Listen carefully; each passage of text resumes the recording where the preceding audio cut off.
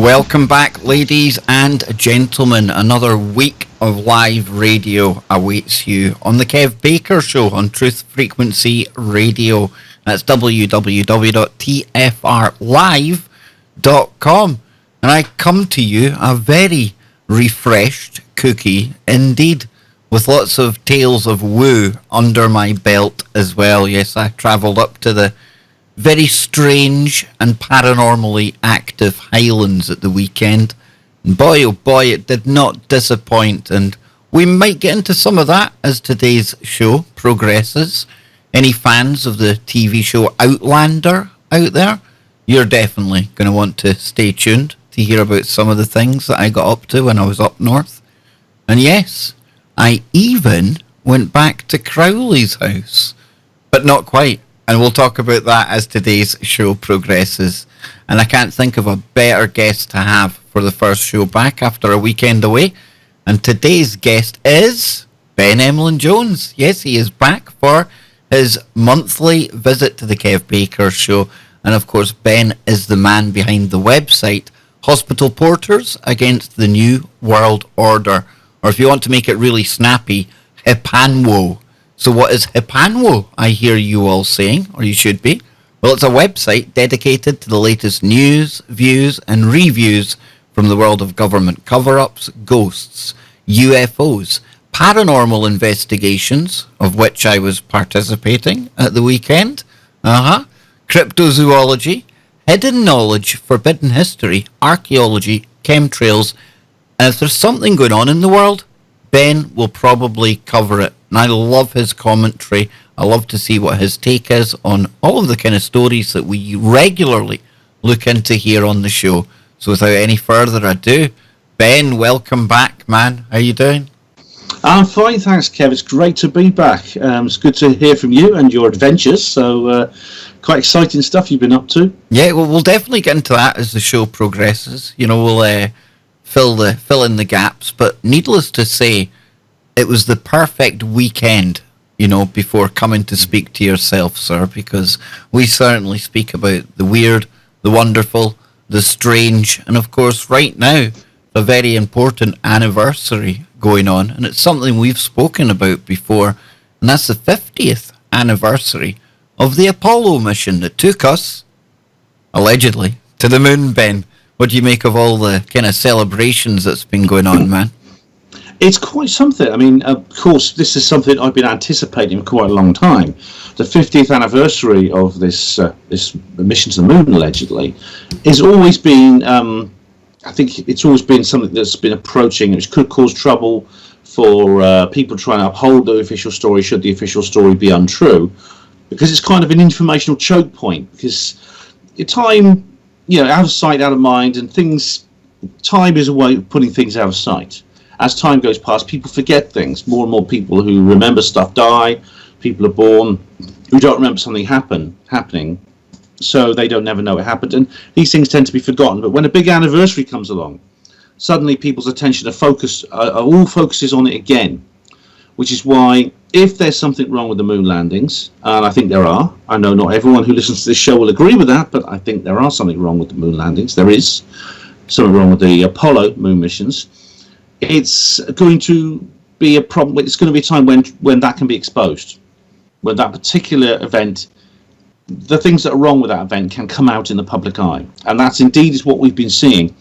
Now, of course, it is been described as the greatest achievement in human history, putting 2 astronauts on the moon, and indeed there were more in the subsequent missions that followed over the next 3 years.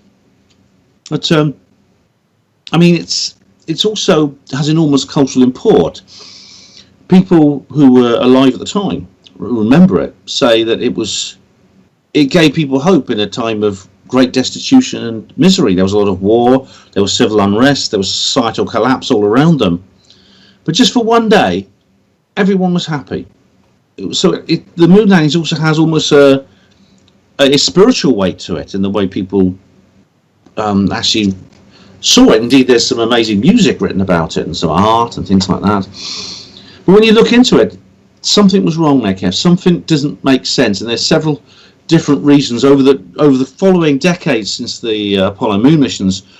Several researchers who, once the furore died down and the emotions were basically cooler, could look at this rationally and ask themselves questions like the radiation in space. Why was that not a problem?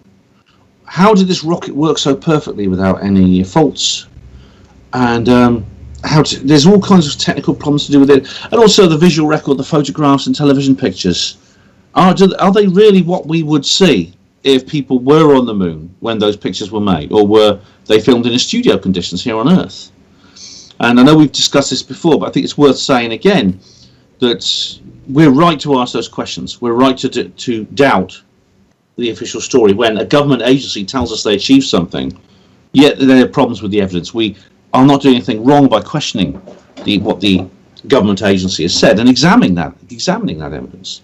Oh, I absolutely agree with you, dude. And I had a guest on recently, and one of the things that's always troubled me about the moon landings, like you brought up there, the radiation, the Van Allen radiation belts.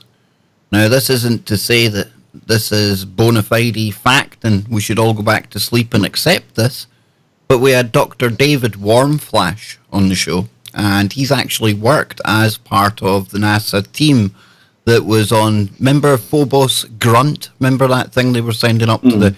He worked on that, Ben, and I must admit, when it came to the Apollo missions, because David has wrote a book's cataloguing, and it shows the moon, the history of the moon. There's 100 illustrations in there, and it takes you back to, like, ancient times, you know, Sumerian myths and stuff about that, all about the moon, all the way up to the colonies of tomorrow. So we got to the Apollo missions, understandably. It's one of the major parts in his book. And I asked him about the radiation belt, and he basically explained about it's to do with the angle you go through it. And not only that, but it's the amount of radiation that the astronauts are actually subjected to. And when he equated it to what we would maybe say X-rays and things down here, his explanation, and again, I'm just saying it's his explanation, I'm not expecting anyone just to take this for granted that it's correct, but he said actually when you work out how much radiation they absorbed, they were subjected to, it doesn't come in as anything too significant, you know. So again, that's only one thing, and again, it's only one person's claim. And that aside, like you, I have so many problems as well. But I can play both sides of the fence here, really, because what I think did happen, and I've said this before, I think the Apollo mission is very real. However, I think what we were showing, purely propaganda. And so many different things could have gone wrong if we went to the moon, Ben, that I think it would have been necessary for that public kind of rolling out of the information, the one small step, and a pure victory in that Cold War that was going on with Russia in the space race as well. And so soon on the assassination, after the assassination of Kennedy too, you know, like you say, it was a real morale booster. People forgot everything for a day. It really improved that national kind of feeling that was out there. And that's why maybe I think we did go, but what we seen wasn't what we seen. But I don't know. I just don't know, and I don't trust NASA.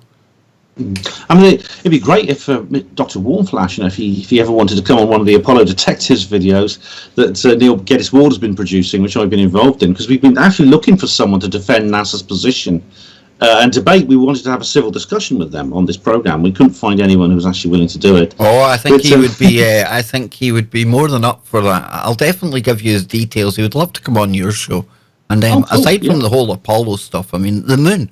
What a mysterious place to talk about in the first place. And like I say, covers all the ancient stuff right up to the colonies of tomorrow. But yeah, what do you think then? I mean, give us more of your kind of thinking on the moon. It's a long story, and I'm sure we don't have time to go into all the details, but there are genuine anomalies. For example, the Van Allen belts, which you mentioned just now, are... yes, it's true that they're sort of like they're alpha beta particles. They're charged particles that come from the sun. Yet we still are learning new things about them. We're learning about how they fluctuate with the solar cycle, with sunspots, how they respond to sunspot activity. We're learning about how their intensity and how high up they go. And very little was known at the time the Apollo missions took place, especially because the Apollo missions actually took place in the solar maximum itself, in this the peak of the sunspot cycle. So there are all kinds of questions like that need to be answered. And indeed, everything went fine, but it's easy to say that afterwards, looking back.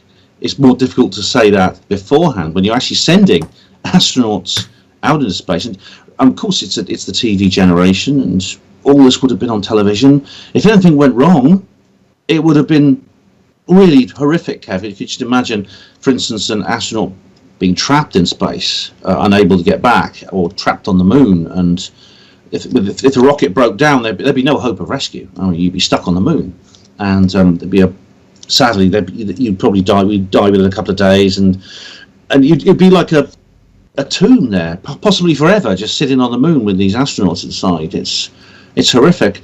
And the Cold War, all this was played out in amidst the tension of the Cold War, and it's now a period of fading into history. It's something that's now is starting to feel less threatening, but to be in the middle of it, and I mean, you and I are the generation that did actually see the final decade or so of the Cold War, and I remember being scared of bombs, nuclear bombs, and things like that, and thinking to myself, well, would I live? Would any of us live? Would eventually we all be killed? And it's horrific, the idea that there's a power on Earth that could destroy everything. Yet at the same time, well, and I want to make this clear, I don't believe no one's walked on the moon. I bet my right arm some people have walked on the moon. I really would, because we discussed the secret space program before, and about how the forces on Earth have been building spacecraft that are way more advanced in secret than anything we have in public. Spacecraft for public consumption with NASA and the Russian Space Agency are rockets. This is really quite old technology, which is used to blast things, basically, almost with explosive force into low Earth orbit and beyond them. If it's an unmanned craft, it can go beyond there. But there's such a thing that the control of gravity has been achieved, I believe. And I believe it was achieved quite a long time ago. And there are many people who've worked on this. And indeed, I think possibly Roswell and other crashes of extraterrestrial spacecraft, it's possible that the scientists have actually gleaned that technology from studying the wreckage, these shipwrecks from the sky that do drop down on the Earth every so often. It's not just Roswell. So with all that technology, with that developing in secret of various kinds of craft based on that technology, the idea that you look up at the moon and think, it's not really worth going there, is it? No, it doesn't make sense, Kev. At some point, someone would have travelled to the moon in one of these craft. And it's possible there are people living there right now on various, you mentioned colonies of the future. But what if there's colonies there now? Maybe you think to yourself, well, on the moon they'd be easy to see by astronomers. But the moon only shows one half of itself to the Earth. The other half is the dark side of the moon, or the far side of the moon, to give it its proper name, because it has as much sunlight as the near side. It even has phases, although they're the opposite of the near side. There's, I think, there's 4,000 square miles of real estate there, which is the ideal place for both human and extraterrestrial bases, because if you want to study the Earth, it's just so perfect. It's right next door in cosmic terms to the Earth, yet it's completely invisible from the Earth's surface. It's one of the few places in the entire universe which is invisible from the Earth's surface for a reason other than just sheer distance. And there are several whistleblowers from NASA. I was thinking of Carl Wolf and Donna Hare specifically, two people who spoken at the 2001 UFO Disclosure press conference, who said quite clearly, we have seen NASA pictures before they've been basically airbrushed and then published to the media. We've seen them with artificial structures on the far side of the moon where they can't be seen from the Earth. And that's really, it's really interesting that they are reporting these things. I mean, these things could be built by extraterrestrials, or maybe there are human bases up there right now. I don't know, Kev, but I mean, I take this very seriously. Absolutely. I am not saying that nobody has walked on the moon, and I would never say that. Yeah, I'm with you there, and I believe India, they just launched a mission today, I believe it was. I think they're sending astronauts to the South Pole of the moon, so that's something we can keep an eye on. And I'm with you. I mean, I do think that there's probably, I say probably, there's a chance that if there are structures on the moon, I mean, what better place to hide it than that far side? Like you say, nobody ever down here on terra firma is ever going to get a glimpse of that, so we're not going to know. And as we've kind of talked about show after show, we just can't trust NASA anyway. Even if they were to show us the far side of the moon, we would rightly question it, and rightly so, because like Ben said, we've had whistleblowers that have come out and they've confirmed that they do touch up the photos. You know, you can look at a lot of their stuff and it's all different kind of images all stuck together. So they deserve every bit of criticism that they get. They truly, truly do. And I must admit, on the day of the anniversary of the landing, I think it was, just trying to remember my dates now because I've been away for the weekend. Saturday, 20th of July. We had the mission from Kazakhstan where we had that demonstration of how, you know, countries can come together. You were talking about the Cold War, how we were basically, you know, people fearing what may go down. And yet there we were at the weekend sending a NASA astronaut. We had one from Italy going up and one from Russia as well going up to the International Space Station. So, you know, maybe not so much has changed in the space as in the progress we've made, Ben, publicly, but at least in the geopolitical picture, when it comes to science anyway, at least we're starting to get along now, right? It is. It's a more stable situation than the one that used to exist. But space exploration has changed considerably. For example, since the Cold War, of course, there's been more international cooperation, even to the point where basically the United States is now cancelled its manned space missions. The space shuttle, one of the space shuttles went up a couple of years ago. That was the last manned mission that NASA ever did. There's been none since then. There are no serious plans for any to come. And all the traffic that goes between the International Space Station, human traffic, goes from the Baikonur Space Drome in Kazakhstan. Yet we've also seen the rise of private enterprise in space. Elon Musk, for example, and his SpaceX program, that's already got contracts to send supplies to the ISS, and indeed they're planning other things. I mean, he very famously fired his car at Mars, I believe. It's going to arrive there, I think, in a couple of years.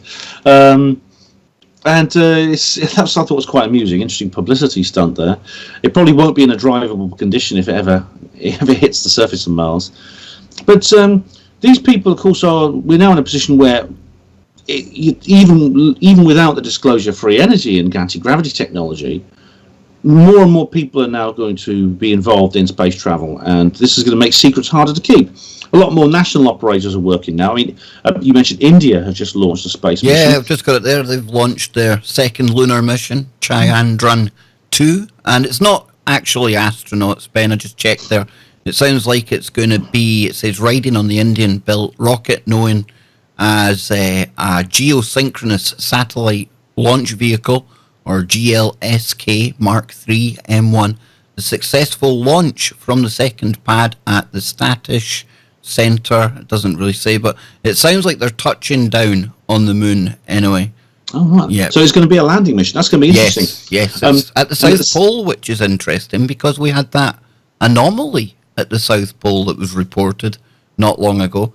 They'd found it was a kind of a discrepancy in the mass, the metals at the South Pole. So I'm not sure. I don't think they're going to investigate that because obviously space missions are planned years in advance. However, interesting that it's the same location. Yeah, and the poles of Mars. We did say. I remember. I think we might have even brought this up on a previous show. But there is some strange anomaly with the moon, and the moon is actually one of the most remarkable objects in the universe in terms of its very, very regular orbit, and several things to do with its makeup. For example, the structure of it internally is not what you'd expect from a solid object. It appears to be very light for an object of its size. So this means it's either made from a very light rock, which seems unlikely because it is very similar to the Earth in terms of its composition from the samples that we've located. Yet it seems to be very, very light, which means it means that has internal cavities. There's even people saying it's completely hollow. There's a idea going around that it's actually some kind of artificial structure. It's a spaceship of some kind. I mean, I don't necessarily go along with that. I must admit, right, I do feel that, and people can laugh if they want, but it's a feeling I've always had, that it's just too perfect. You know, it's just exactly where it needs to be. If it was a little bit bigger, a little bit smaller, things would never have worked out on this planet. You know, even speaking to Dr. Warmflash when he was on, I was asking him, you know, how kind of important a part does the moon play in the fact that life ever took place here originally? And it played a hell of a significant role in that. So, and like you say, there's so many anomalies, like the hollow aspect to it. And then you look at the ancient kind of stories as well. Credo Mutwa, the Zulu nation, you know. Ike often talks about the fact that their mythology, their cosmology, they talk about how the moon was brought here.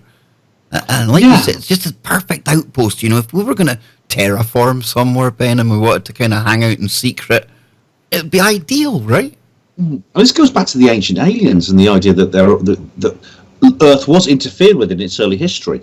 And it's absolutely true that life on Earth could not exist without the moon. I mean, the moon, it's essential for various insect reproduction. It's the tides are governed by the moon, but it also acts as a flywheel on the Earth's own rotation, which means that the gravitational field of the moon actually stops the Earth from spinning wildly out of synchronicity. So if that happened, then we'd be in really, really big trouble. I mean, there's a TV series I used to watch when I was a kid called Space 1999, which is about an incident where there's some people on a moon base, and then the moon flies off into space and leaves the Earth without its moon.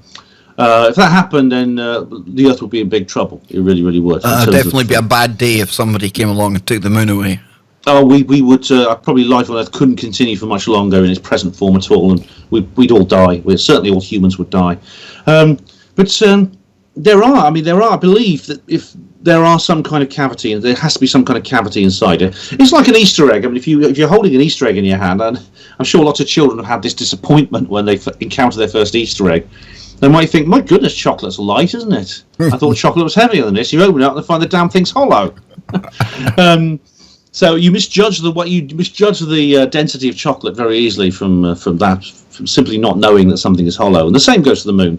I'm not saying the whole thing is entirely hollow, but it has internal cavities. It must do. Indeed, and if there are artificial structures on the far side of the moon, then perhaps whoever built those structures are the people who built the interior as well. And the fact that the moon, as you say, is so perfect, it also the amazing spectacle of a total solar eclipse. You see, there you go, dude. I mean, there you go. I mean, it just fits too perfectly, man. It is, the chances of that is amazing when you think that on a celestial sphere, the moon and the Earth are the same apparent size, even though one is, of course, the moon and the sun are the same apparent size, which is remarkable when you think that the sun is 93 million miles away. The moon is much closer, and it finds that sweet spot where it just happens to be, the right size to cover it, to give us that effect, Yeah, I mean, do you think about that? And nowhere else in the universe has an eclipse like this. The other planets, for the Mars, for example, you see transits of the planets. For the ones closer to the sun, because you never have any kind of obscuration at all. But the Earth, it's just perfect. You have this moment where you have this amazing spectacle of the solar eclipse. Now there must only be a handful of places in the universe which actually repeat that kind of. Because it's precision, I mean, if you were designing it really would. I mean, like you say, 93 million miles between here and the sun, and it just happens to find that place, Yeah.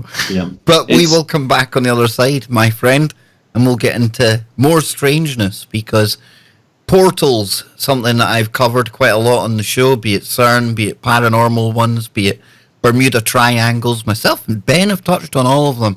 But now there's more portals out there for us to talk about. So we'll be covering that on the other side of the break. We'll be talking about the Highland portal as well as the show continues. And Ben, let people know where they can find your work before we head off to the break, man. HPANWO, HPANWO, Hospital Portals Against the New World Order. That's I've got a whole load of websites, but if you put that into Google, you'll find it. Absolutely fantastic. And of course, before we go to the break, the headline there, weird anomaly at the moon's south pole, maybe a metal asteroid's grave. So yes, that's the anomaly at the south pole of the moon. I wonder what the Indians are going to find when they start sending information back from there.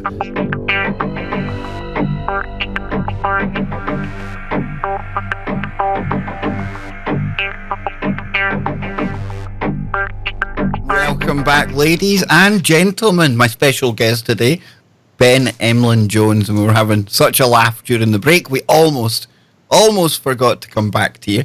But I want to thank you all for tuning in today. And don't forget, later on this week, on Thursday, we are taking a voyage to the bottom of the world.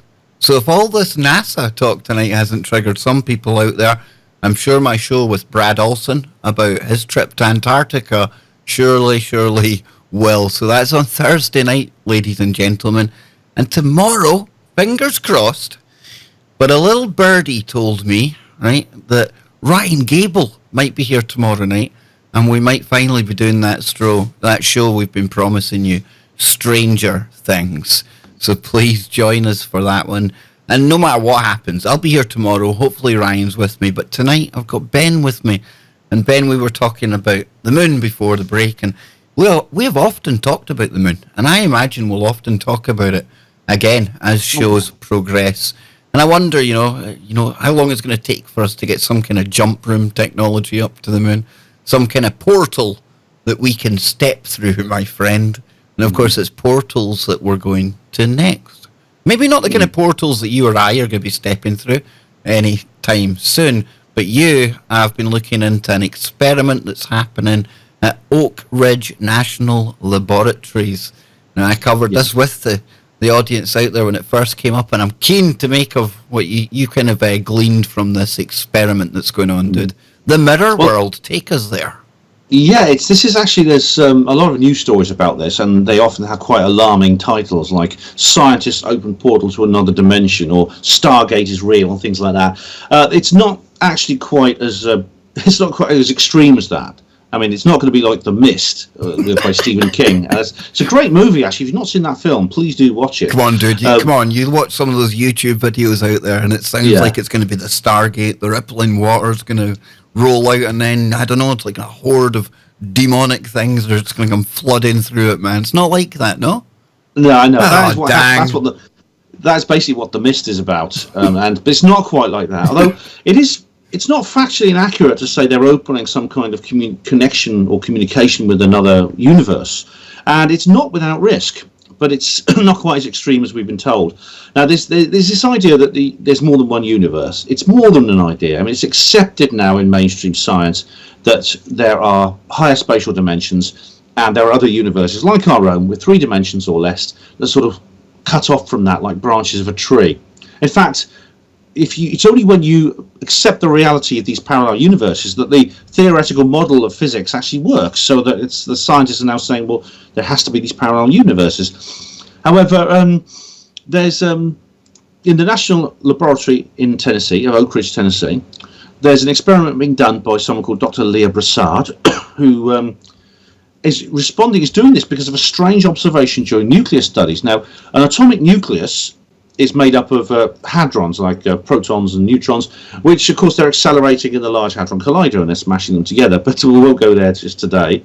But what happens is in nuclear experiments with heavy elements, these decay, these atomic nuclei decay, which, of course, is the source of nuclear power. And what happens is, they found that some of these neutrons decay faster than others. It depends how you store them, which is very, very strange because, these heavy element neutrons, they sometimes last a few minutes, some last a few seconds. But if some are lasting longer than others, what Dr. Prasad has suggested, the incredible explanation is that the long-life neutrons actually transform into other particles in what she calls a mirror world. The mirror world is basically a parallel universe, and of course Mirror World conjures up images of Alice through the Looking Glass, which is basically exactly what we're talking about here. The story is actually about that very thing. Now, the way Dr. Prasad wants to examine this property is through a very interesting experiment.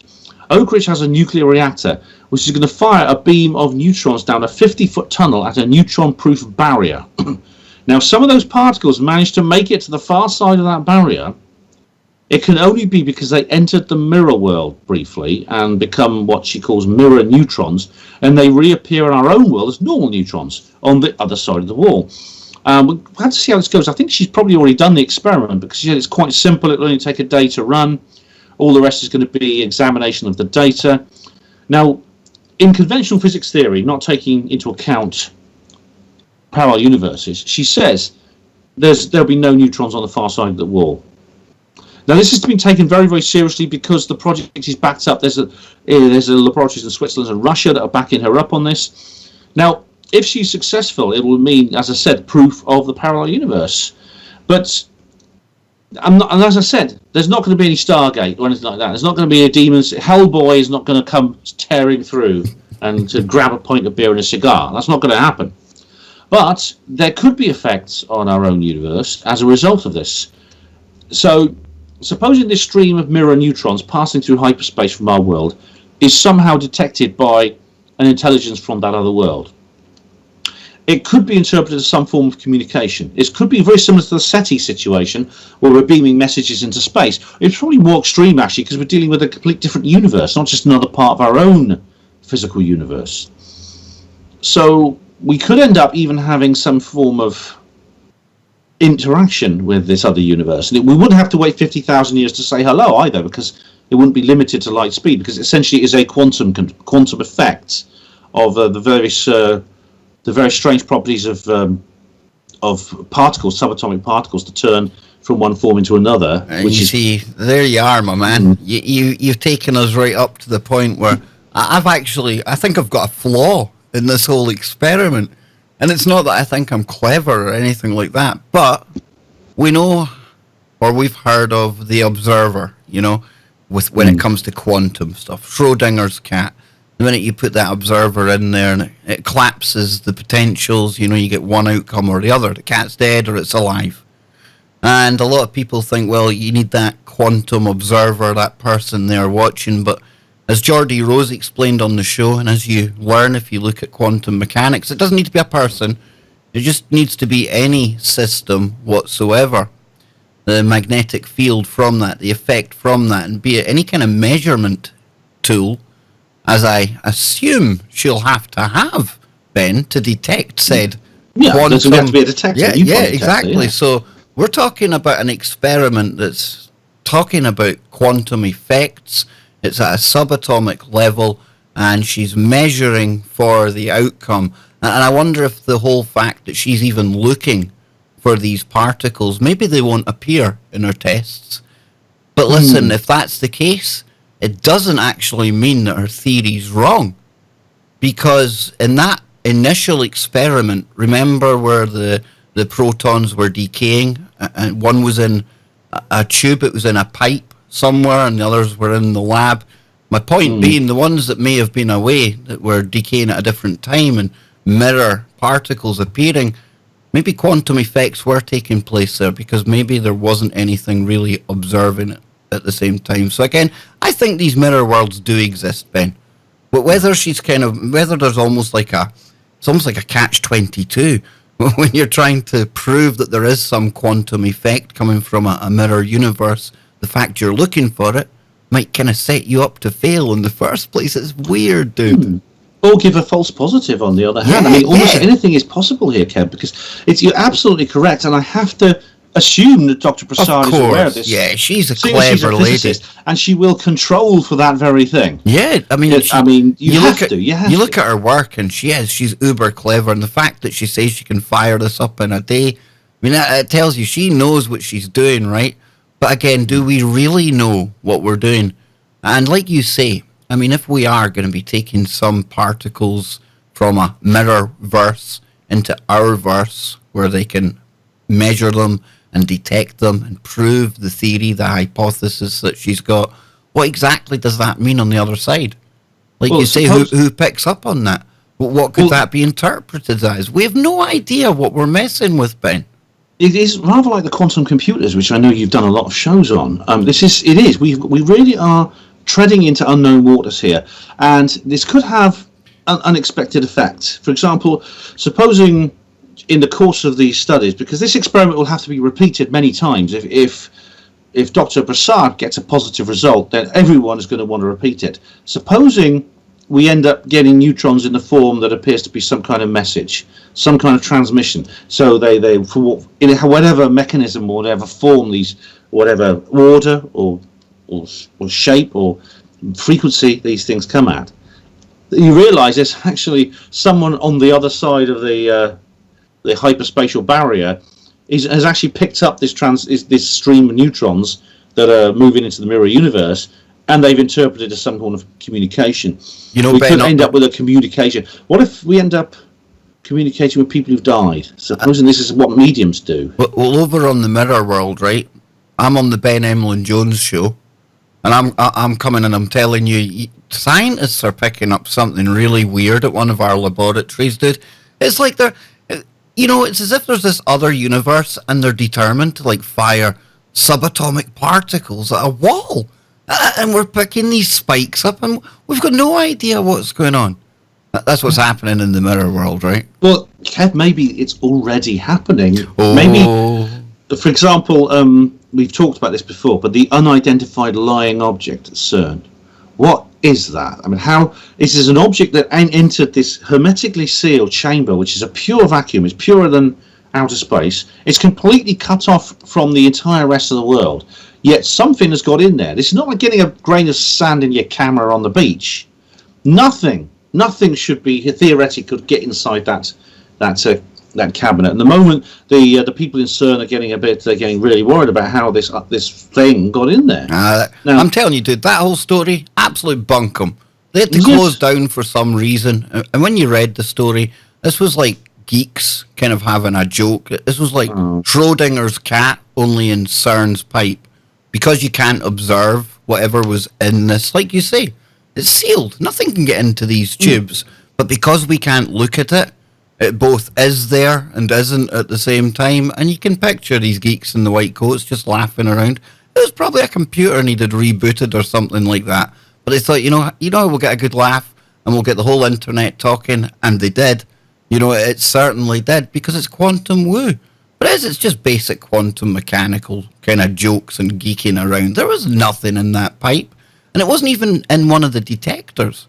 This was where the particles go round and round and round. So it's just an impossibility, like you said, for something to get in there in the first place. So I honestly think it was just the white-coated geeks having their laugh. Oh, well, if that's the case, that's a disappointment, because what I was thinking was, if something got in there, then it would have to come through from another world, just like the neutrons we're talking about here. And like I said, there was not even any collisions taking part in the pipes. They take part in the detectors. So they just go around the torus. Exactly, and even by their own explanation, the collisions create the portals. So where they were talking about, there was absolutely nothing, of our knowledge anyway, to open a portal. But I could be wrong. I could be wrong, and it soon fired up again, and here we are now. We're in closed down, and they're coming back with bigger and stronger kind of magnets again. But there's that plan as well for the huge one, right? The futuristic collider at CERN, and they're talking, in the region of 100 miles or something like that. How big do you need to go, dude? How big do you need to go, really? Well, it makes me wonder why they're doing this. This could be they're looking for something and they haven't found it yet. There's talk of an even bigger one in China that they're going to build. Now, presumably they can't keep on building these forever, but it's weird that they're doing this. Maybe whatever purpose, if CERN has some kind of hidden purpose, that it didn't work, that it wasn't big enough, or something got in the way. And maybe the Shiva statue outside I'm with you CERN, there, maybe move somewhere else. I'm with you. If they had this goal in the back of their mind, be it one stated publicly, or as we suspect, a far nefarious kind of agenda going on in the background to open portals and that kind of mist-like scenario, I'm with you, Ben, because if they had attained that, then there would be no reason for them to start planning about, what do we need to do next? Yeah. Why would they need to go to that bigger number if they'd already achieved all of their goals? So I'm with you, dude. I think Maybe there's it's something. good news then, Yeah, maybe, they found out, well, this just isn't quite enough power. Now we'll do it this way. But they said that when they built CERN up the way it was already. So, I mean, are they chasing, like, the unobtainable dream? Does this just keep going until you've got one collider right around the planet? I mean, where do you stop, man? It could be. I mean, several critics actually of the experiment are saying just this, although they're not saying what we're saying, which is that maybe it has some nefarious purpose involving world destruction or like black holes and things. But they're just saying that well, they're obviously chasing for things. They're obviously chasing for various particles, and they can't find them, and all other things that are predicted to be found. And so are they going to keep on building colliders bigger and bigger and bigger forever? Or at some point are they going to say, okay, well, maybe we need to look at the theory again and maybe consider that our theory might be wrong? Absolutely. And again, I'm not like some rabid anti-particle collider kind of activist, because there's some really good stuff comes from particle colliders, medical advancements, stuff like that. And we wouldn't be where we are today with particle accelerators as we know them. So it's not that I'm saying we need to get rid of all particle accelerators, but I'm sure the audience can really appreciate what me and Ben are saying here. I mean, you're throwing money into a bottomless or openless portal, to be honest with you. Well, I'm not against it either, Kev. I mean, I'm certainly wouldn't try and persuade Dr. Prasad not to do her neutron experiment, even though I do think there are probably risks associated with it. I think it's a cool experiment, dude, because like you say, I mean, in quantum physics, no matter what kind of theory you adhere to, you have to very quickly open up to these parallel realities, these other dimensions.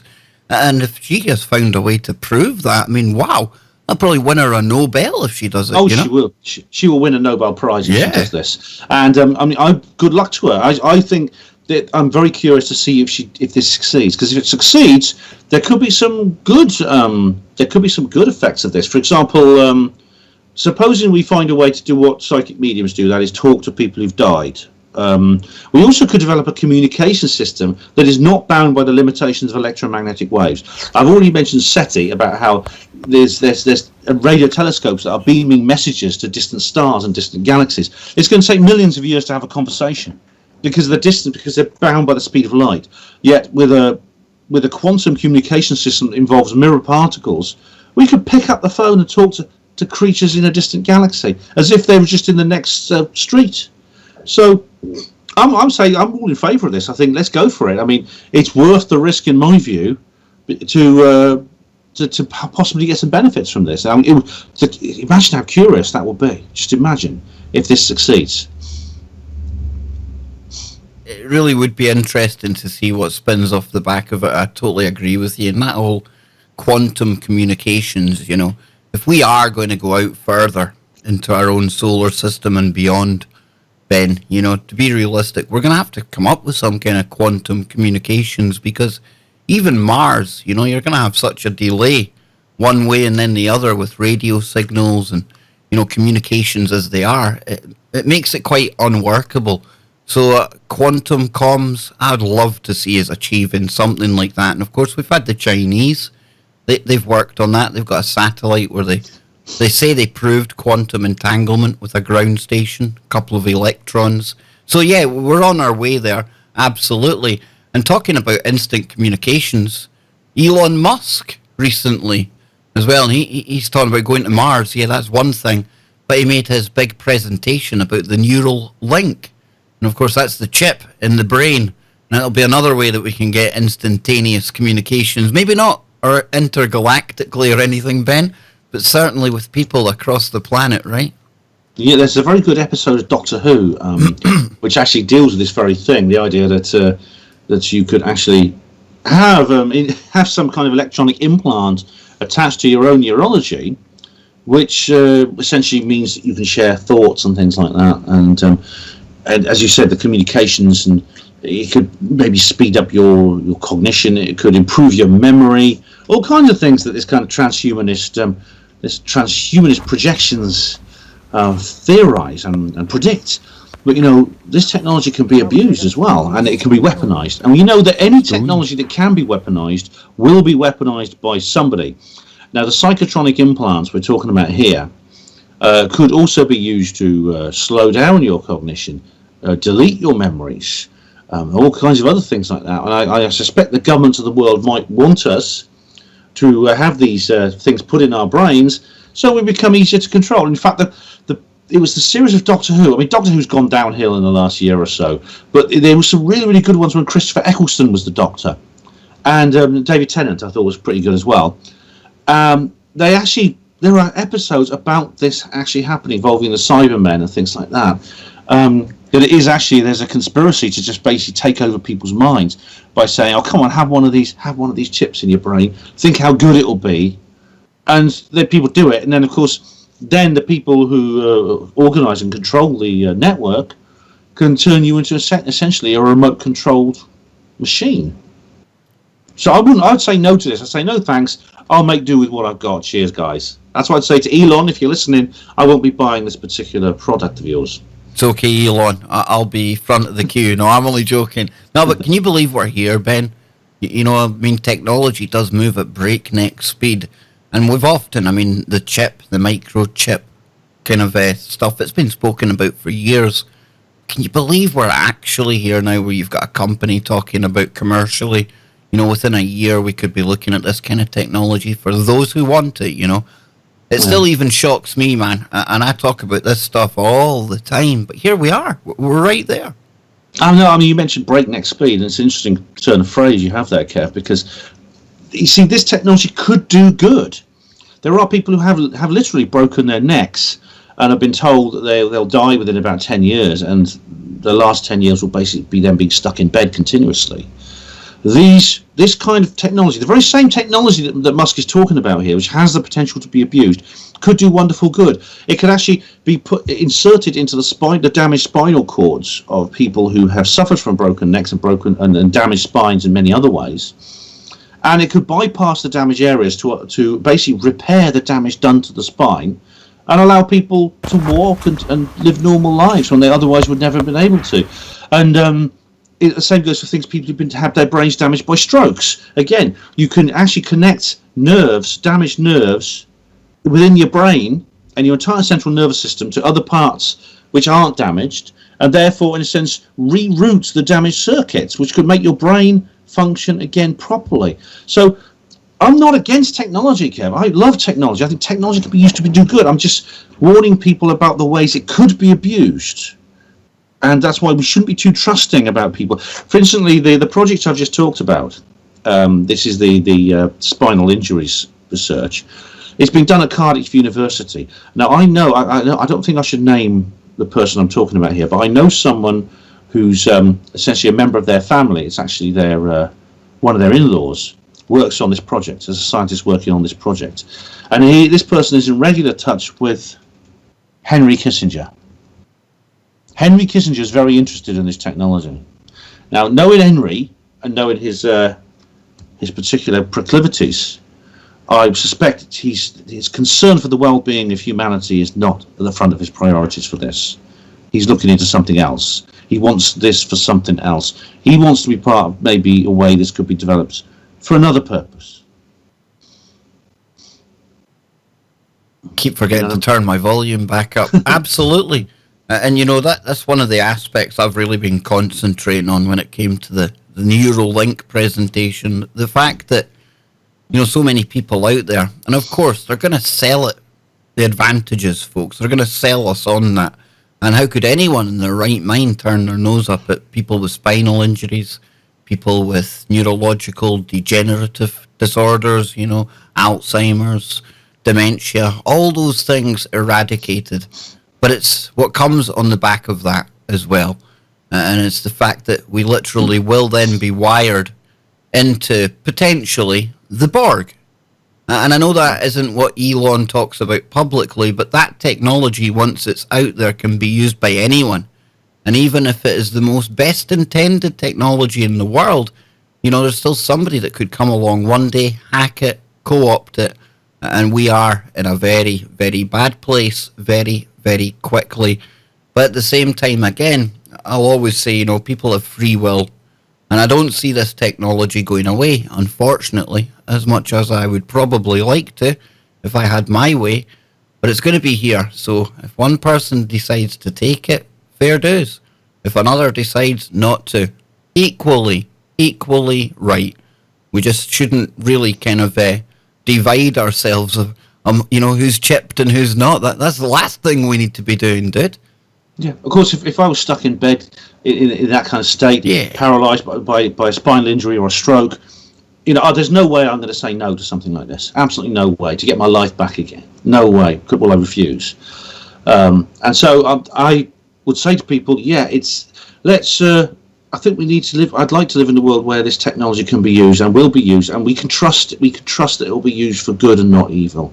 That's what I'm aiming for. I'm aiming for a society, a political and social situation where we can just say, "Oh, look, it's okay. If we could use this, it's going to be fine." And no evil people who are going to use it to wield it against us. There's no agenda to turn us into slaves, into transhumanist monsters. Sat-nav works fine on the dashboard of your car. You don't need it wired into your brain. We'll come back on the other side, folks, and I'll be catching you up with some of what happened up north over the weekend. We'll be getting into some paranormal woo. We'll be taking it here, there, everywhere. We're even going to the Vatican to see what's been happening there. Don't go anywhere. We'll be right back.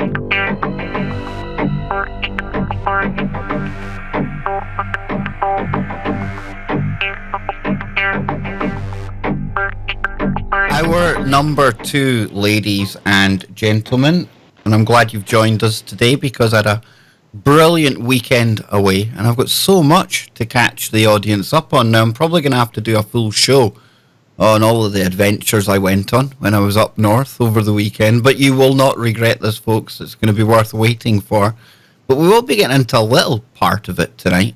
But before we get there, I've got Ben Emlyn-Jones here with me today. And Ben, you were away at a conference at the weekend, I believe, or just recently. Tell people a little bit about where you were. And again, let people know where they can find your work, your books, etc., man.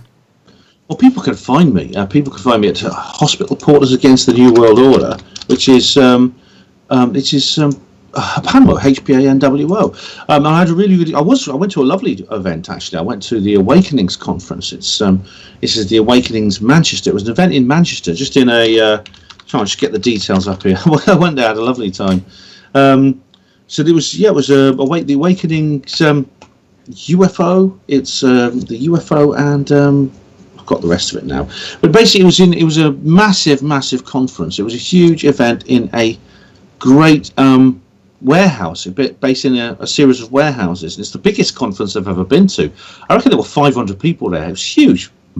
It was almost like an American style UFO conspiratorial paranormal conference, and it had a sci-fi feel to it as well. There was some spaceships from Star Wars. There were people walking around in Star Wars costumes. There were people in alien costumes, and there's some really famous people within our community were speaking there. Linda Moulton Howard, David Hatcher Childress, Richard Dolan, Mike Barra. There was Steve Mera, Barry Fitzgerald. I mean, I didn't have a ticket to go into the big main auditorium where the ancient aliens people and that were speaking, but I went into what's called Hangar 2, where they had Tracy Garbett, who's a remote viewer and does remote viewer courses and talks about all kinds of things to do with that. There was Steve Mera, Barry Fitzgerald. They're talking about all kinds of paranormal things to do with frequency wavelengths of light and how they affect paranormal situations. And the Capel Green movie, I was actually travelling with a group of people who were involved in the production of Capel Green, this upcoming film about the Rendlesham Forest incident. They had a stall there as well, and I saw almost everyone who was anyone, Kev. I expected to see you there actually. I thought probably is Kev Baker going to be there, because it seems like almost everyone was. I'm undercover, dude. I might have been, maybe I sent a clone there. I was just kind of disguised. You never know, man. Maybe I never saw you because you were in disguise. Of course, you're not going to. I understand you wouldn't come up and say hello if you were in disguise. You know? Exactly, I'd give the game away. But no, dude, it sounds like you had a really good time there. And it's good to see that the UK is getting bigger conferences. More people going all the time. That's really encouraging. And of course, for people out there in the UK, there's a really strong chance if you go to one of these conferences, you're going to bump into Big Ben because, dude, you go far and wide to go to these events, man. I take my hat off to you, bro. I really do. This is really what I live for. I mean, this is all what I do. I mean, I think it's something I do really as part of my social life. I didn't really feel disappointed that I wasn't seeing any of the big speakers, the big rock star type speakers. I didn't only sort of briefly saw Linda Moulton Howe from a distance, but I go there for the social life more than anything else. I go there to sort of like hang out with guys like you, who I normally only ever talk to online. That's what we do. We live this life, man. We do, and even like you were saying there, away from the radio and things. I mean, back up, seeing my family at the weekend for the first time in goodness knows how long. But this is exactly the kind of thing that I was getting up to. And that takes us to the Highland portal, as I was saying in the promo today, because the Highlands of Scotland, there's so many different places you could go and see. But for the first time ever, I went to see a stone circle complex just outside of Inverness. Now, this is called Clava Cairns, and you're talking about a site that dates back, they say, 4,000 years.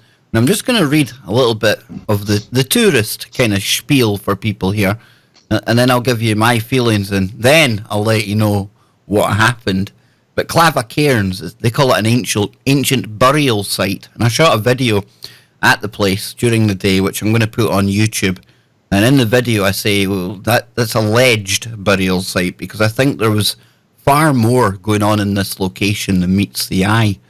But it says here, set within the Balnaurin of Clava, a beautiful wooded area, the ancient Clava Cairns are a group of Bronze Age cairns and standing stones near Inverness. They're about 4,000 years old, so this burial ground, one of the oldest well-preserved sites in Scotland. It says 3 ancient cairns make up the oldest part of the cemetery, dating from around 2000 BC. A circle of standing stones surrounds each one. They run in a line northeast to southwest, and the 2 outer structures are passage graves. Now, this is because they each have an entrance passage into the inner chamber, which is aligned to the southwest. The central cairn is the ring cairn, as it has no entrance. Now, let me just stop there, because I went into this pathway, as they describe, Ben, and it is a very spiritual, energetic feeling, to say the least. And whether that's because of your preconceived ideas, maybe you've built up that energy yourself, I tend to think it's something to do with the actual rocks and the alignments of the rocks. And on the outside of one of the major circles with the passageway, which isn't mentioned here, but there's 12 standing stones. Now, for me, that seems to be some kind of calendar attempt. I think they were watching the motion of the sun at this location, as well as it just been dubbed a burial ground. And there was far more going on, and myself and my family both said that, far more going on in this site than meets the eye. It says here, only a few bodies would have been placed here, and although we don't know who was buried within these cairns, historians believe, so they speculate, they would have been significant people, such as important leaders. And it says around 1000 BC, another group of people found and used the cemetery. They reused the existing cairns and built an additional 3 monuments, including a curb ring cairn. And then comes the Outlander connection, and this is pretty cool because I didn't even know this before I went there. But it says this spectacular site of Scottish history has become vastly more popular with tourists since the recent release of the Outlander books and TV series. The Clava Cairns are said to have inspired the fictitious Craignadoon standing stones, which send the main character, Claire, back in time. So when I was there, there's this thing you do out of the movies, Ben. You put your hand on the stone, and I think in the story it transports her to another time, blah de blah, you can imagine. But all joking aside, there is something special about this location. And during the day was one thing. But then, you know what I'm like. We decided to go back at night. Yes, we went back around midnight. And, well, let me just tell you that it was an entirely different experience. I'm not saying it was anything evil, anything foreboding, but it was creepy, it was dark, and it felt entirely different to what it had during the day. And when we were there, we were walking around. I took a number of photographs to see if we could capture orbs, anything like that, Ben. Nothing really to report there. However, we were then walking around, and I'm going to play a clip in a moment, and I appreciate Ben can't hear this, and I hope people at home can hear it. I think it might just be Ben's headphones, because it seems to be going through the Skype here. I can see the kind of audio wave going through. But what you hear in this is strange, to say the least, because you're going to hear two sounds. The first one of which comes quite early on, and it comes after I'm clicking on the camera to try and focus the zoom in on one of the stones. And what you see is unimportant because you don't see anything. But you hear an initial noise after I make the clicks, and you hear us reacting to it. Now, even if you don't hear that first noise, you'll hear us reacting, and then you'll hear me talking again. And when I finish talking, you're going to hear the noise that we heard originally. There's something very weird going on here, folks. I'm going to play this. I've boosted the audio. I'm going to be putting this in a video, so I'm going to clean it up. I'm going to show the waveform as well so people can definitely see what I'm talking about here. But I swear to you, when we were at Clava Cairns at midnight, we could hear people working with stones. Take a listen to this.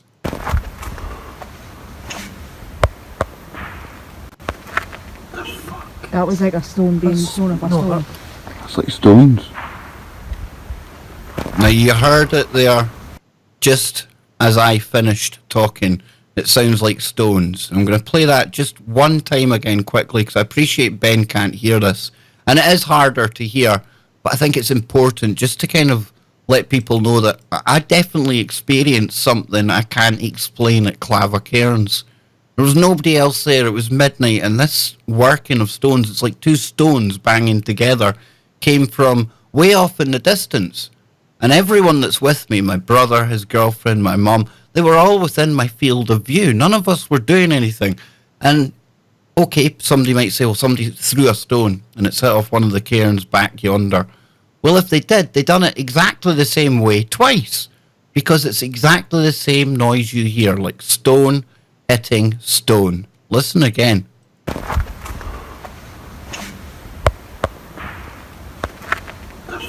That was like a stone being thrown off a stone. That's like stones. So you hear it there after I say stones at the end. So Ben, I apologise, dude. I know that's terrible kind of radio because you can't hear it. But you know that noise where you get like two boulders? And I'm talking sizable stones. And I'm talking about well banged together.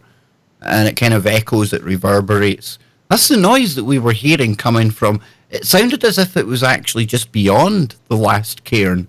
Now, the thing that really annoys me is that we didn't pursue it. And the reason we didn't pursue it was because there's a famous murder case from the Highlands that's ongoing right now. And there's a location nearby, or we thought it was nearby, where they're draining a quarry and they're looking for evidence of a crime that was committed back in the 70s. And my brother said to me, you know what that'll be? That'll be the diggers and everything working over at the quarry. So we just took it as that and we left. And, well, when we were leaving, we realised, hang on a minute. This was nowhere near in reality to where the quarry was. And when we went back and listened to the noises, it's just so strange, dude. It's as if we were hearing... Again, it didn't feel bad. It didn't feel ominous. It was like we were hearing something, people working with stones. What might have been happening all that time ago. Yeah, I'm sorry. For some reason, I couldn't hear it. Like you said, it's something to do with my earphones or my Skype. But I'm glad you played that, though, because it was nice that the listeners get to hear it. And I'll look forward to the video when you upload it, because I'll be able to hear it then. But this is really, really interesting. You had this particular experience at this really amazing structure. I'm just looking at a picture of it. It actually reminds me. It doesn't actually look to me like many of the megalithic sites you find around Britain. It looks to me more like the ones at Malta, like Hajarib and Gigantea. Excuse me.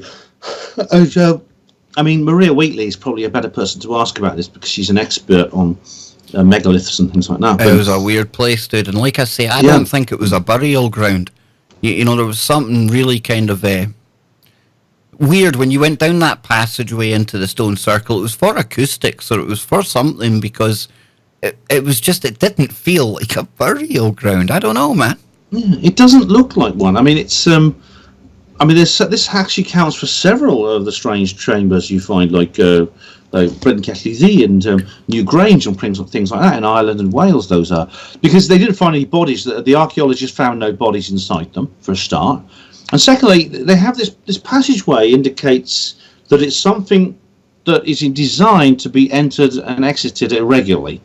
So it seems to be designed for people to visit and go inside and come out again. And they kind of say in the kind of touristy spiel that's there that it's kind of roughly aligned to the winter and the spring and autumn equinox. You know, roughly aligned. I'm thinking. No, this feels like one of those sites where they were definitely measuring that, you know?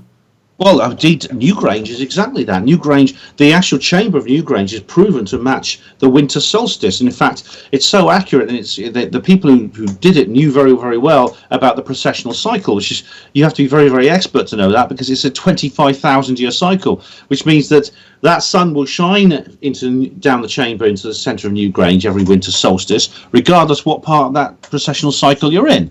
And I wouldn't be surprised if a similar culture built this, because it's very old, and it's just like a few stone blocks, and then there's some stone structures, a big flat stone. It's like a wall made out of lots of little stones. But probably when it was first built, it was enclosed. It was much bigger, and these people obviously were not stupid. These people knew what they were doing. I don't think these are just elaborate graves. I mean, you can see these amazing structures around the split stone. There's these big, like I say, 12 surrounding megaliths. This is an incredible place, and it's an incredible part of the world, and you having these experiences at these sacred sites. Well, I'm going to send you a picture as well, Ben, so you can tell the audience. I'm going to put it in the chat room, but there's an idea of the height of the Outlander stone. And I'll put this in the chat room for people to look at as well. I mean, it's a fair old stone, my man. Yeah, I can see Kev. Is that your brother next to you? Yes, it is, yes. He's too... It's probably about twice your height. Yeah, and he's still dwarfed by that. Yeah, he's twice my width as well, as I was reminding him at the weekend. He's definitely getting a little chubby, is my brother. He's chubbier than you, that's true. But you know what? I mean, obviously, like, to move that, I mean, you'd have to, as with a lot of these megalithic structures, indeed, some of them are even bigger than this. Pushing that by hand would be extremely difficult. You need a lot of people.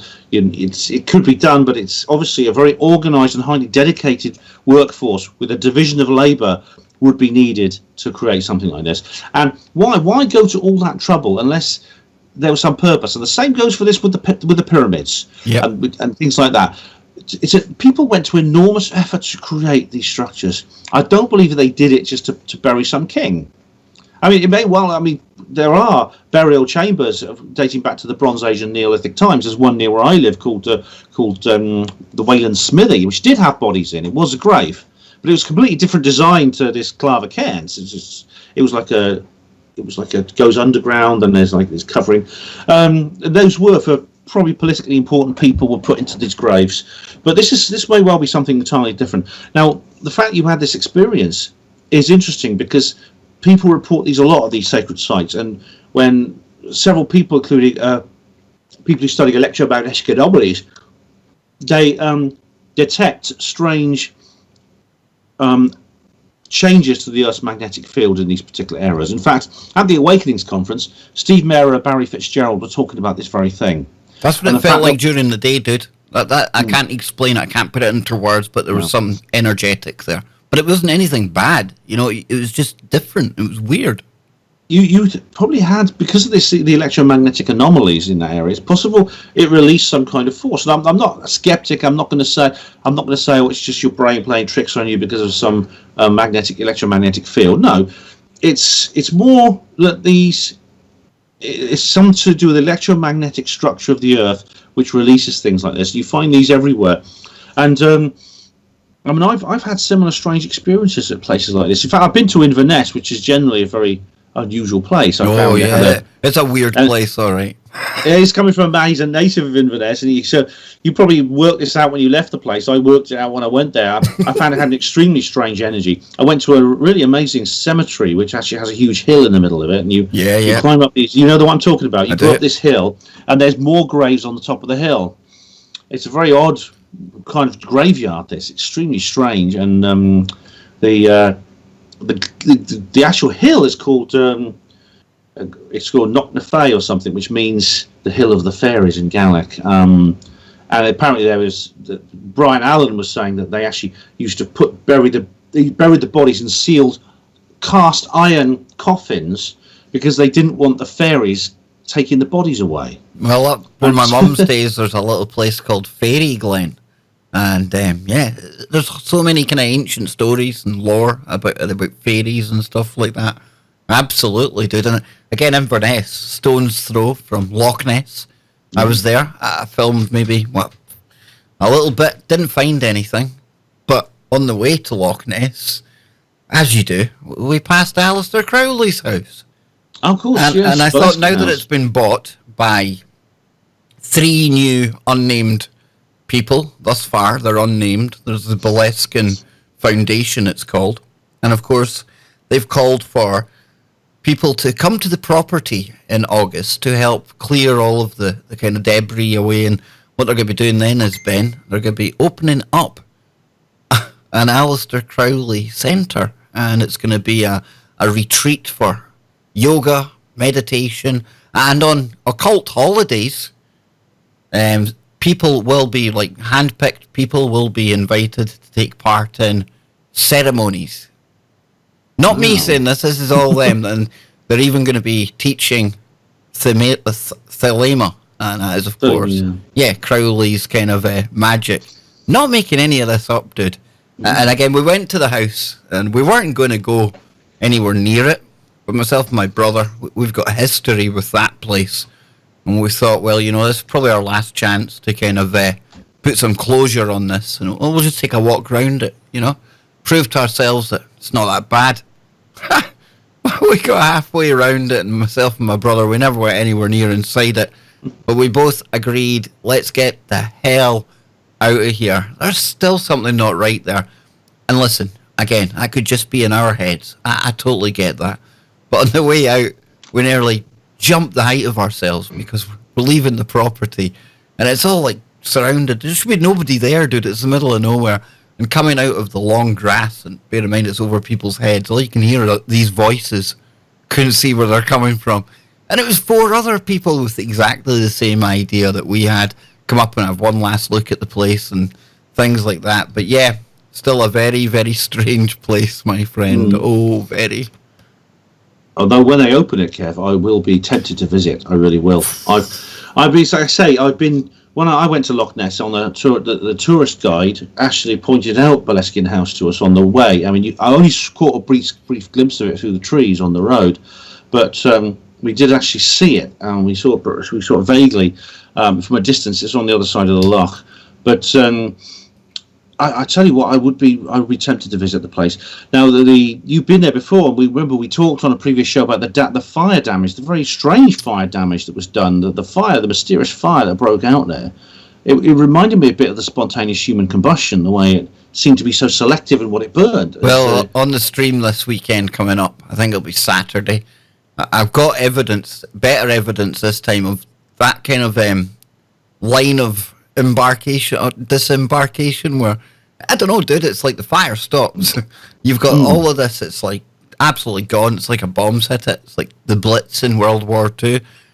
And then you've got this doorway, and beyond this doorway, no smoke damage, nothing going on, and you're thinking, hang on a minute, that's just too weird. Too weird. Now, for the people, exactly. I mean, this is just one of the strange anomalies to do with the house, and I believe that there was nothing was reported there. It actually belonged to the Clan MacLeod, and Crowley bought it off the laird of the Clan MacLeod. Now, nothing weird was reported there before he moved in, but then he did this Abramelin, that's the one. Yeah, that's the one, man. Yep. And this Abramelin working, which takes about 6 months to perform, being the sort of like rather irresponsible individual he was, and the fact that he was being sued by somebody in France, he left it unfinished, and this is when all the weirdness started. Now, I remember when you went there, you actually recorded yourself there. You were very alarmed because you had some strange experiences in that house. And indeed, lots of people have had some strange and alarming experiences in the house. 2 British gas engineers ran out of the place screaming one day. I think one of them committed suicide. It's pretty awful. At the weekend, I was doing a live stream over on Facebook.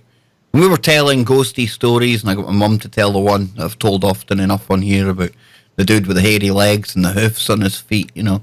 But there was another story that we were about to get into at the time, and I want to kind of update people because that was a story and there's people involved that maybe don't want their name put out there.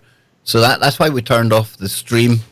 And I'm not going to betray anyone's confidence, but let me just tell people that it wasn't just me and my brother that experienced nasty ramifications or weird stuff happening to them, shall we say, in the weeks and months that followed. There seems to be a bit of a pattern with people that go to that place. Some people pick up on it, some don't.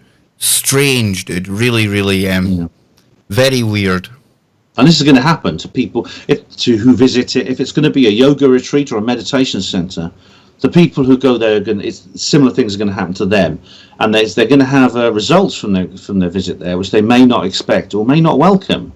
And this means that has to be taken into account for any kind of retreat or anything like that. And it's a strange place at the best of times without Crowley being practiced on the loch side. I can tell you that. But on the other side, 120 years after he carried out this spell, it's still there. The portal is still open. The secret chiefs.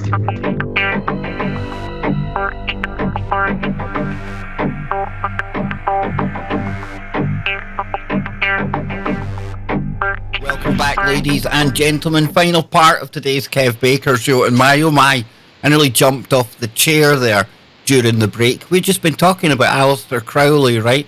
Then I come back to the network and Paranormal Portal, I've got their advert on. And to say that voice was just a little creepy, well, it sure put the fear of goodness into me, that's for sure. And I've got Ben Emlyn-Jones here. And like I say, we were talking about Crowley and this house clearance that's going to be going on. Ben, if people want to go and help clear out, you know, and I'm not talking about a spiritual clearance, I'm just talking about clearing out some of the debris that's left from the fire. Yeah, they've even got a Facebook event for it, dude. Yeah, they have, but let's get house clearance weekend. The thing is, it's a clearance, like you said, of the more conventional type. Clear out rubble, remove trash, find items that may give us clues to what was inside before the fire in order to aid the restoration process. In my view, it's going to need, before anything is done there, you need to have some kind of clearance of the more esoteric kind, the kind that Crowley himself would understand. And indeed, he would have done that himself had he not rushed off to Paris because he was being sued. Now, 120 years later, that spell is still unfinished and needs to be finished, which means the people who know what they're doing, people from the Ordo Templi Orientis, which is an organisation that still exists, which he used to head, or anyone else who knows about these things, needs to perhaps go and to get that done and plug the portal. But the thing is, though, I mean, we were talking about this off the air. The idea of a haunted house of any kind is in itself part of its attraction, and it's possible that certain interested parties might not want the rather sinister and strange and bizarre thing going on there to stop. And we still don't even know who's bought it. Yeah, we still don't know who's bought it. I'm thinking it's Jay-Z. We know he's got the clothing line with "Do What Thou Wilt." We know he's a big Crowley lover. You know, the fact they've remained anonymous makes me speculate, dude. In fact, anonymous buyer must mean this person is well known. And Jay-Z is probably would be at the top of my list. Now, Mark Devlin, who's a very interesting chap, he knows all about this because he's gone into this in detail. But in the music industry, more than any other area of the arts, you find people who are involved in this sort of thing. Jay-Z, it's no secret. I mean, he does this with his eyes. Yep. I'm putting a triangle shape over his eyes, which is like symbolizes the Illuminati. His Rihanna, his partner, Beyonce. Sorry. Don't start another rumor. You know, there's already been rumors of that for long. You know. Apologies. Yes, if the Sun heard that, you know. Don't sue us. Don't sue us, Beyonce. Yeah. But she herself is into this sort of thing as well, and we all know that his label is called Rockefeller Records. And Jimmy Page, he's a previous owner, and you were telling me an interesting story about Page when he closed the Olympics, right? Yes, Jimmy Page bought the house in 1970, and he actually inherited all of Aleister Crowley's books. He's very, very into Aleister Crowley. Now, in 2008, he was involved in a very, very strange part of the Olympics closing ceremony in Beijing. Now, what happened was a bus drove in. This was just a year after the London bombings, I should point out. A London bus drove into the stadium, and it opened out. It almost looked like a bus exploding, which, of course, is part of that whole thing there. And 13 people with 13 umbrellas were there, got out of the bus. And then rising out of it were two people. One was Jimmy Page on a platform with his guitar. Another was the singer Leona Lewis, who's well known for songs like Bleeding Love and things like that. And the two of them performed the song Whole Lot of Love, which is a song by Led Zeppelin, which is Page's band. He helped compose it.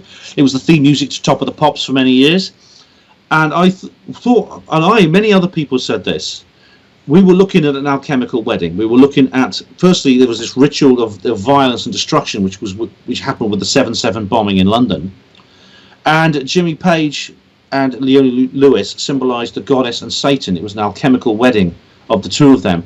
And ironically, of all the 80,000 people in that huge stadium in Beijing, the Olympic Stadium, Jimmy Page was probably the only one there who knew it, because he would have understood what that was exactly. And I don't know if he helped actually design the actual ceremony, but he certainly took part in it, knowing what it meant.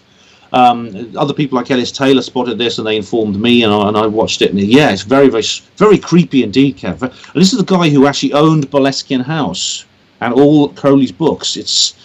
And he's not alone, you see. Within the music industry, as Mark Devlin has pointed out, there's lots of people who are into the occult. Well, I remember when Peaches Geldof passed away as well, and there was a big article about her, and it was showing pictures of her flat, of her home, and in her private library, from ceiling to floor, it was all the works of Aleister Crowley. You know, it was almost paying homage to his works. This is very creepy. I mean, it's true that rock stars not only die very young, they tend to have a very short life expectancy, but they often lose children as well. Now, very often it's to do with the standard syndrome of their lifestyle, drugs, alcohol, sexually transmitted diseases, etc., etc., but not always. Now, these tragedies do happen, of course, to everyone. It's very sad, but I was thinking of people like Eric Clapton, who's lost his 4-year-old son. His 4-year-old son was killed in a terrible accident. He fell out of a window in a block of flats. And this pattern goes on and on and on. And it seems that, is this more than just coincidence? That's what I'm asking myself. Are these, in some way, sacrifices? I don't know. I can't prove it because, of course, as I said, these tragedies do happen. Yeah, we can't prove it, but I'm with you. I know what you're saying here. Absolutely. And, you know, you talked about that kind of alchemical wedding, and there was another very famous performance with Madonna, a high priestess in this whole pop kind of Crowley movement, where she had a video, and it was Christina Aguilera and Britney Spears, and they had that infamous kind of girl-on-girl kiss on stage, but it was almost as if this high priestess was inducting these two into the club, you know, almost like, for lack of a better term, apprentice sorcerers, dude. It is like that. Now, Madonna, I don't know if she is aware, and I don't know if she's involved. I know Jimmy Page is very much knowingly involved in this. Madonna, I'm not so sure. I don't know enough about her background. But what that was another element. I mean, the dress, the fact that they both, her and Britney Spears, had shaved their hair. They had bald heads. It was they were wearing unusual clothes. And then in front of the world's media, they perform this homosexual act. And of course, that in itself is a scandal. And of course, everyone likes generating scandals. And on one level, that's all it was. Madonna and Britney Spears kiss, and it's like It felt like there was more going on. There's much more behind the scenes. Yeah, there's much more. For example, Britney Spears herself has shown indications that she's mind controlled. There's some video of her. There's some archive footage of interviews with her. Some of them are outtakes. Some of them even made it onto the air, where she appears to exhibit the signs of having multiple personality disorder. Now, this is very much induced in people within the media. In fact, the most infamous individual is Nicki Minaj, who is continuously switching. It appears from one personality to another. Her voice changes. Quite disturbing, isn't it? Yeah, it's quite disturbing that. She has an alter. She actually comes from Trinidad and Tobago. She lives in the United States. Yet one of her personalities appears to be a young man called Roman who lives in London. And he speaks with a very strong North London accent. And remember, coming out of her mouth. Remember we had Britney as well in that very strange interview that she gave around the time of her breakdown. And I'm not criticising or having a go at Britney. I think it's absolutely shocking, what's happened to her. But she done something similar. She had this kind of London Cockney accent, and as if she was somebody completely different. For anyone out there, that kind of might start sounding like the old MK Ultra Monarch programming. That's exactly what I think we were seeing, and it was breaking down. That is precisely what is done to these people, these celebrities. They are subjected to mind control, and of course there's a long tradition in this. It goes back a long way. The MK Ultra project is not conspiracy theory. It is historical fact. It has been done. I believe that these projects continued. MK Ultra did not shut down in 1969. It continued, and there's a distinct reason to think this. There were organisations that quite openly say we want to control the world by controlling how people think and feel. The Tavistock Institute, the Frankfurt School. There's a whole list of these various organisations. I've had personal interaction with this, and I can tell you, I believe it's real. I actually knew one of the founders of the Tavistock Institute. She was very closely involved with my family, and Kev, she was one of the most horrible people I've ever encountered. Yeah. I even remember, she's dead now. She's very old. Isabel Menzies Live, her name was, and if you Google that name, you'll see she's one of the world's leading experts. She was one of the world's leading experts on psychological warfare, and she was one of the most intensely evil people I've ever encountered. And she had a very, very close. She had very tight. It's difficult to talk about. I tell you, it upsets me.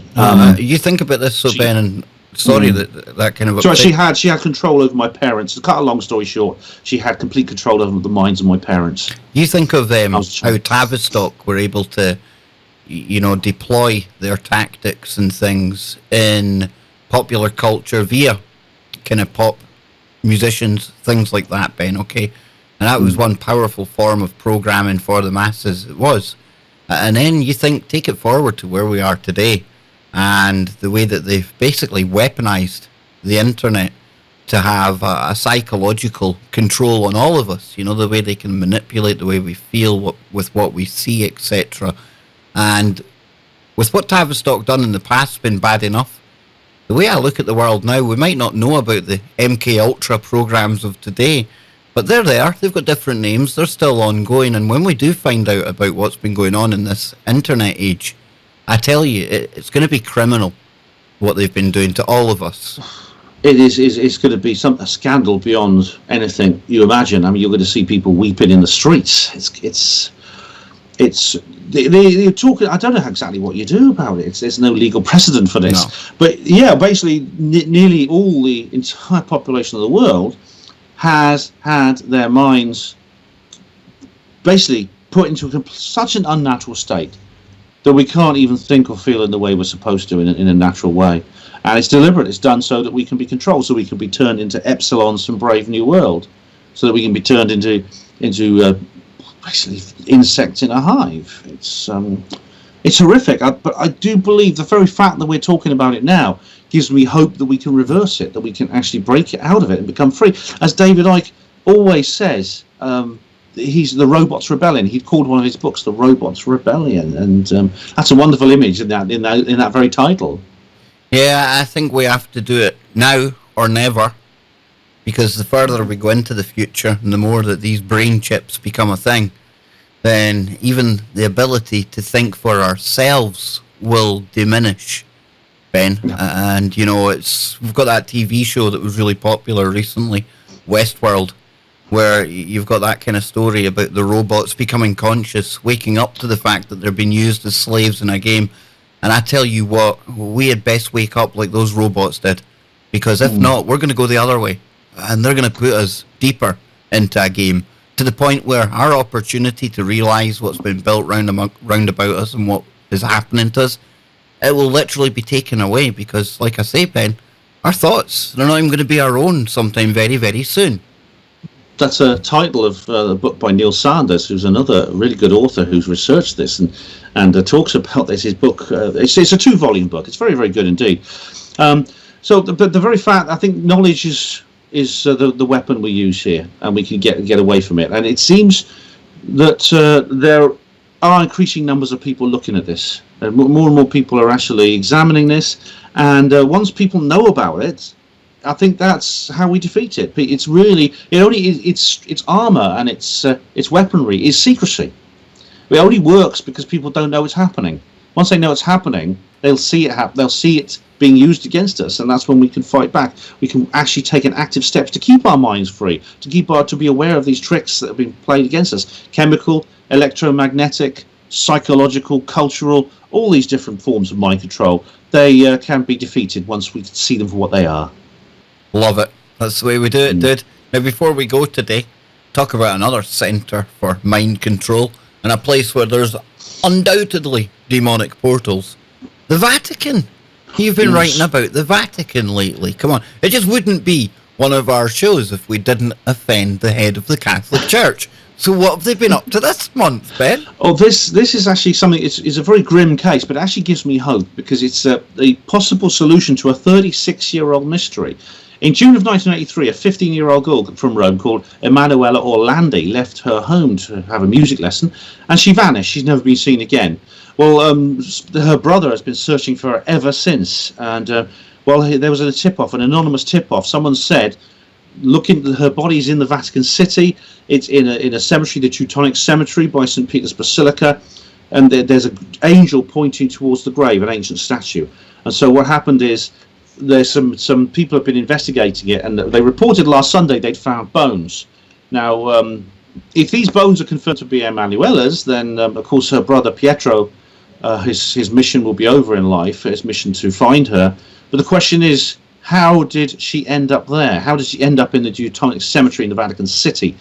This has continued, because then a week after releasing that story about finding the bones in the tombs, another press release was revealed, saying there were no bones at all in that tombs, but they moved on to another tomb where they found over 1,000 bones of unidentified people. Now this again is not far from the same tomb. Now wait. So they dig up these bones. We get the initial story of these bones, and it kind of leads to this mystery and things, and then all of a sudden, no. Don't worry about that. They're not bones, but here's a big pile of bones that we can get into right here.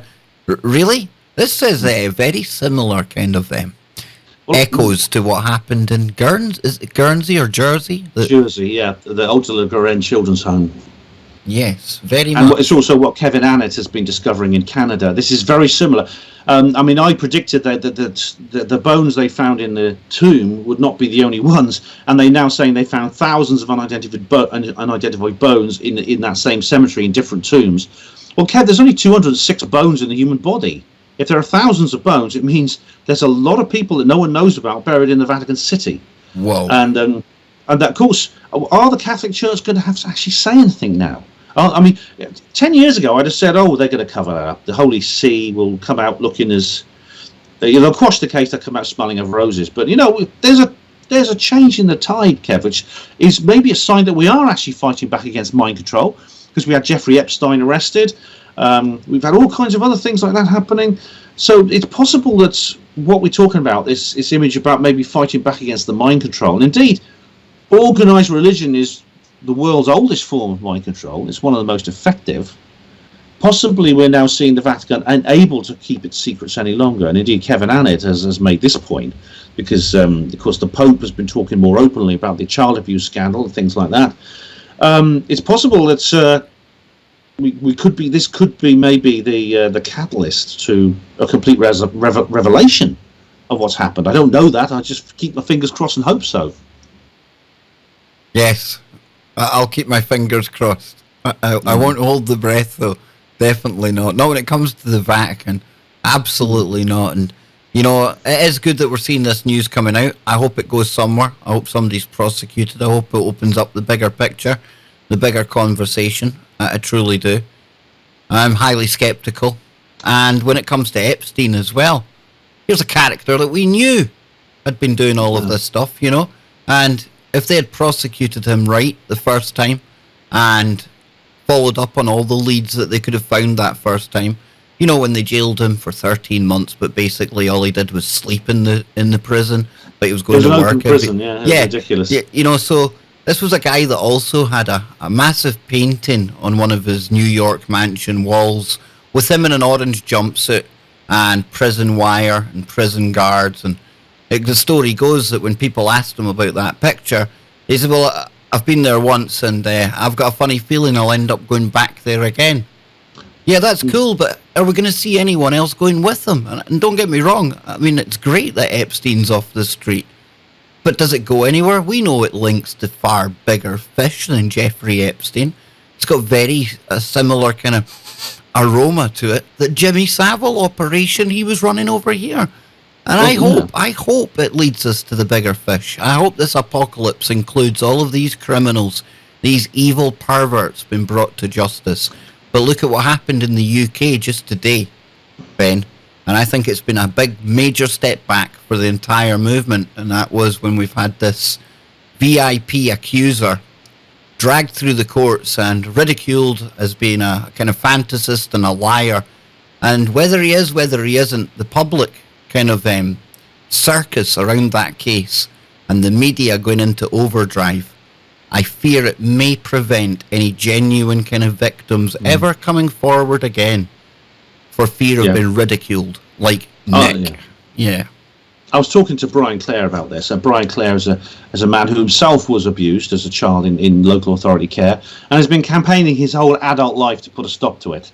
And I was talking to him about it, and I said, this case it was actually the front page news on the BBC, even though the Liberal Democrats have a new leader and everything. Now that should be like the front page first story on the BBC website. No, this was the first story on the BBC website. And I said to him, you know, this is and Ben, see if you don't mind, just give listeners outside the UK a kind of catch up what was going on, what we're kind of talking about here, you know. It's a chap, what was his name? I can't remember his name now, but he was a guy who had allegedly been going around accusing famous people of abusing him when he was as a child, and he basically he's been put in court, and he's been basically prosecuted for massive defamation of characters and things like that. Yeah, he's actually supposedly his name's Carl Beach, VIP accuser. He's now been convicted, and he's got 12 counts of perverting the course of justice. Oh, he's in serious trouble. He's probably going to go to jail.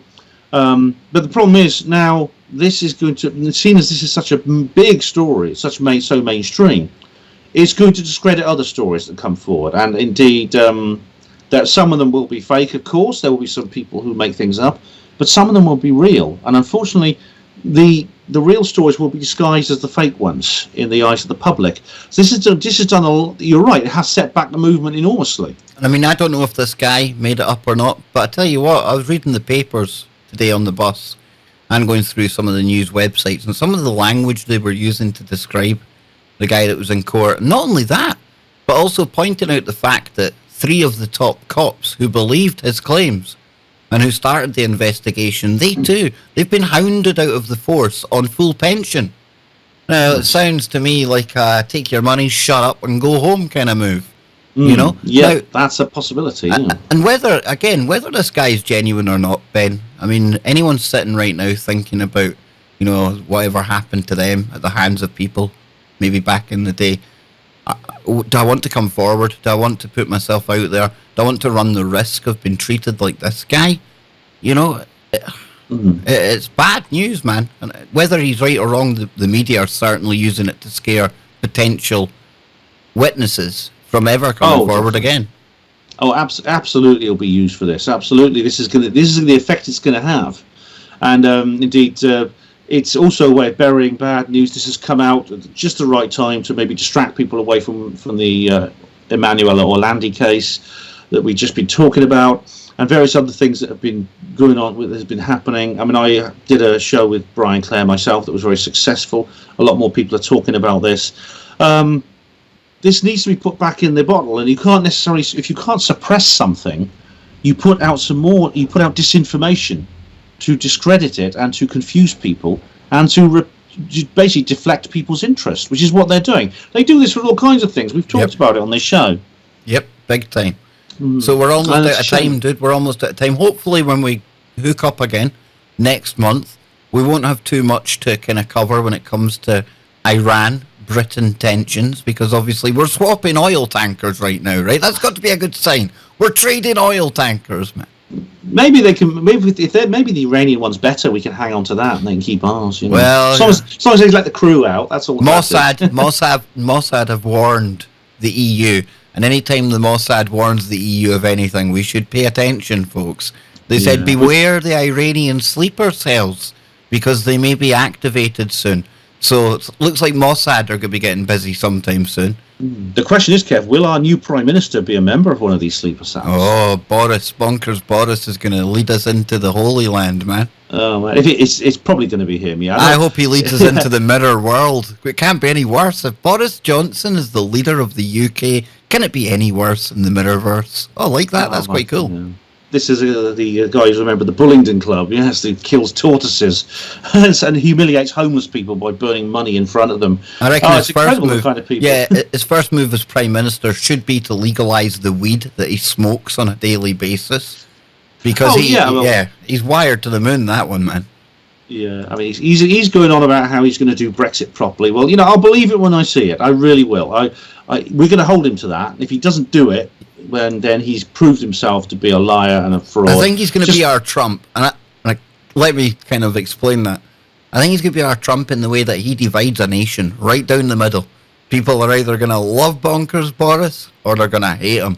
Either way, it's going to be used, and I can tell the media, they're going to go into kind of a CNN mode over here. Anything Boris says, it'll be analysed and ripped apart. And dude, it's the biggest reality show on the planet, man. I don't consider him the British Trump. Definitely not. I mean, as I said on the last show, I quite like Trump. Boris, I'm very cynical about, I must say. It remains to be seen, Kev. Well, he deserves a chance, but by the time we do the next show, we'll probably have some more things to talk about in that department. You know me. We disagree on that one. All puppets from where I stand, but we'll definitely be able to talk long and hard about Boris Johnson into the future. That's for sure, Ben. Oh God, yeah. Because he is bound to be bonkers. So he will generate headlines in many different kinds. Absolutely. I hope he starts calling out the media like Trump does. That would be amazing. Fake news, blah blah blah. But we will be back tomorrow. Well, Ben won't. I will. And hopefully I'll have Ryan Gable we'll be getting into Stranger Things. We're going to the South Pole at the end of the week with Brad Olsen. Wherever you are, make it TFR.